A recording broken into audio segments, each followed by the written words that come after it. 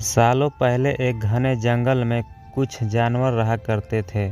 उनमें से एक शेर था और उसकी सेवा में लोमड़ी, भेड़िया, चीता और चील रहते थे।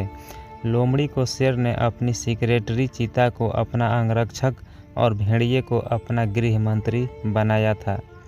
इसके अलावा चीता दूर दूर की सारी खबरें लाकर शेर को देता था, यानी वो खबरी का काम करता था। इन चारों को भले ही शेर ने अच्छे पद दे रखे थे, लेकिन दूसरे जानवर इन्हें चापलूस मंडली कहते थे। सबको पता था कि चारों कोई काम करे चाहे न करे, लेकिन शेर की चापलूसी खूब अच्छे से करते हैं। चारों जानवर शेर के बड़ाई में कुछ शब्द कहते थे, जिससे शेर खुश हो जाता था। इन सब के चलते जैसे ही शेर शिकार करता था, अपना पेट भर खाने के बाद वो अपने चारों खास बैठे जानवरों को बाकी का हिस्सा दे देता था। इसी तरह लोमड़ी, भेड़िया, चीता और चील की जिंदगी बड़े ही आराम से कट रही थी। एक दिन खबरी चील ने अपने चापलूस दोस्तों को आकर बताया कि काफ़ी देर से सड़क के पास में ही एक ऊँट बैठा हुआ है। भेड़िया ने सुनते ही पूछा कि क्या अपने काफिले से बिछड़ गया है। चीते ने इस सवाल को सुनते ही कहा कि चाहे जो भी हो, हम उसका शिकार करवा देते हैं शेर से। उसके बाद कई दिनों तक आराम से खाएंगे। इस बात को सहमति देते हुए लोमड़ी ने कहा कि ठीक है, मैं जाकर राजा से बात करती हूँ। इतना कहकर सीधे लोमड़ी शेर के पास पहुँची और बड़े ही प्यार से बोली, महाराज, हमारा दूत खबर लेकर आया है। ऊँट हमारे इलाके में आकर सड़क के किनारे बैठा हुआ है। मुझे किसी ने बताया था कि मनुष्य जिन जानवरों को पालते हैं उनका स्वाद काफ़ी अच्छा होता है, एकदम राजा के खाने लायक। अगर आप कहें तो मैं यह ऐलान करवा दूं कि वह ऊँट आपका शिकार है। लोमड़ी की बातों में आकर शेर ने कहा, ठीक है। इतना कहते ही उस जगह पहुंच गया जहां ऊँट बैठा हुआ था।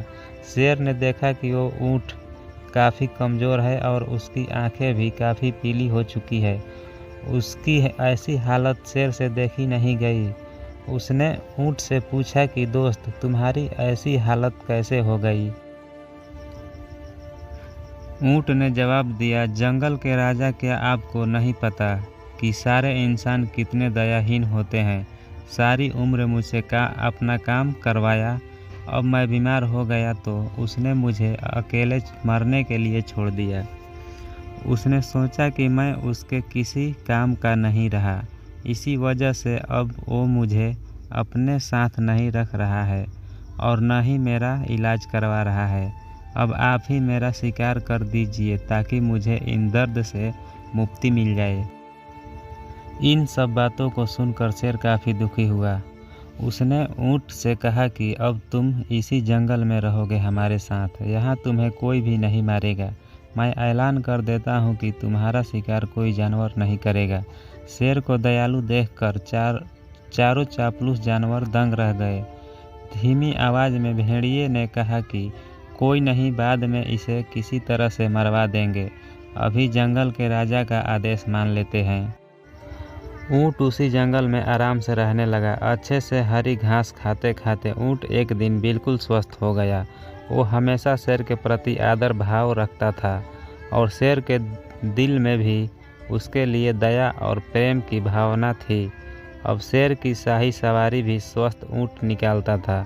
शेर के चारों खास पदाधिकारी जानवरों को अपने पीठ पर बैठा कर चलता था। एक दिन चापलूस जानवरों ने जंगल के राजा शेर को हाथी का शिकार करने के लिए कहा। राजा भी मान गया, लेकिन हाथी पागल था।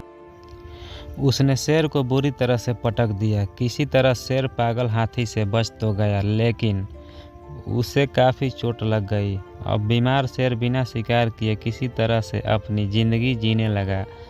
उसके सेवक भी भूखे थे। उनके मन में हुआ कि आखिर ऐसा क्या करें कि कुछ खाने को मिल जाए।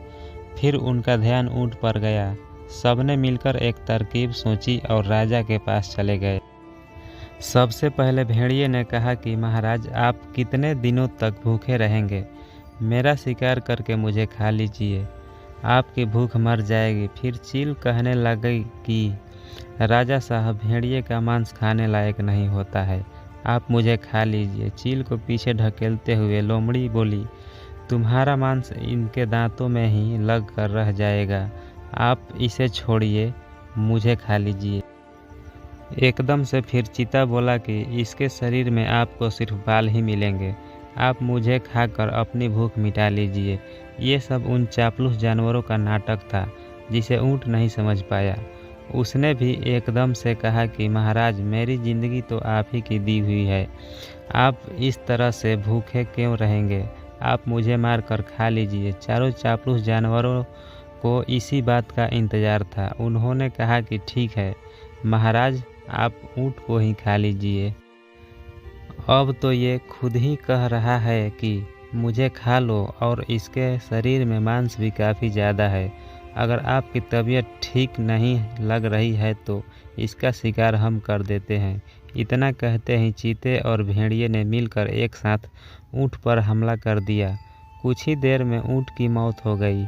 इस कहानी से सीख मिलता है कि अपने आसपास चापलूस लोगों को नहीं रखना चाहिए। वो हमेशा अपने फ़ायदे ही सोचते हैं।